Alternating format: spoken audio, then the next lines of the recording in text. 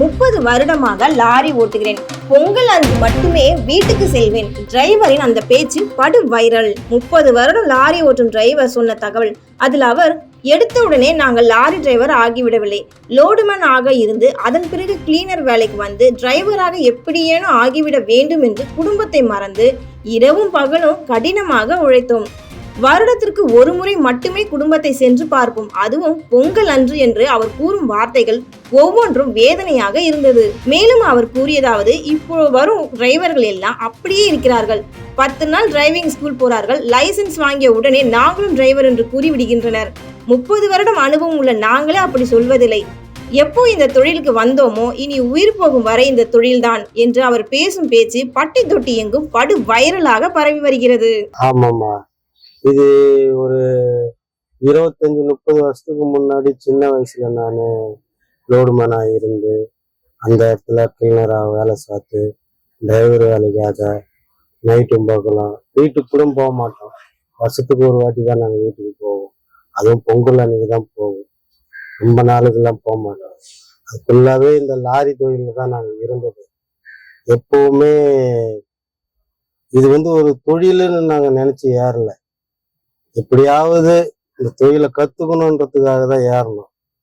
இப்போ எங்களுக்கு அந்த இது இப்போ வர பசங்களுக்கெல்லாம் எப்படி சொல்றதுன்னே தெரியல. புதுசா உக்காந்துக்கிறாங்க, ஒரு டிரைவிங் ஸ்கூல்ல போறாங்க, ஒரு 10 நாள் ஓட்டுறாங்க. இப்போ கேட்டாக்கா டிரைவருன்றாங்க.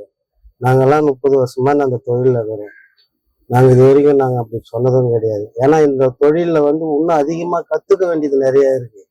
இந்த டிரைவர் புதுசா உக்காந்துட்டாங்கன்னாக்கா பெரிய டிரைவர்னு சொல்லிக்கின்னு எல்லாரும் சொல்றாங்க. ஆனா இதுல இருக்கிற கஷ்டம் இன்னும் அதிகமா இருக்கும். ஒரு பஞ்சர் ஆனாலோ, லைன்ல போனாலோ, தூக்கம் இல்லாம கண்ணு முழிச்சுக்கிட்டு அதோட கஷ்டம் வலி எப்படி இருக்குன்னா அதோட அனுபவம் இருந்தாதான் தெரியும்.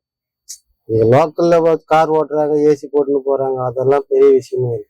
இந்த லாரி ஓட்டுறவங்க, வேன் ஓட்டுறவங்க, உங்களுக்கு தான் தெரியாது.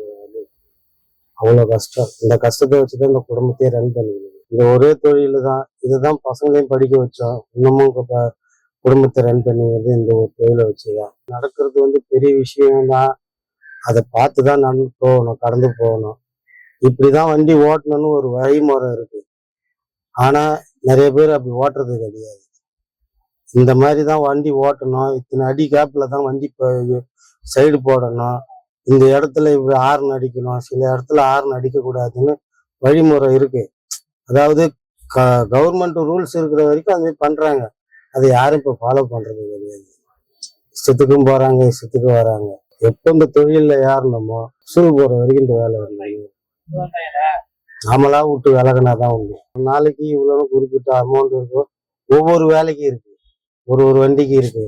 ஒரு வண்டிக்கு 1000 ரூபா கொடுப்பாங்க, ஒரு வண்டிக்கு 800 ரூபா கொடுப்பாங்க, சின்ன வண்டிகளுக்கெல்லாம் 700 ரூபா கொடுப்பாங்க. அதே பெரிய லாரி எல்லாம் ஓட்டணும்னாக்கா 1000 2000, மாசத்துக்கு 40,000 30,000 இதெல்லாம் வருமானம் வரும். சின்ன வண்டின்றதுனால கம்மியாக வரும். ஒரு 20,000 22,000.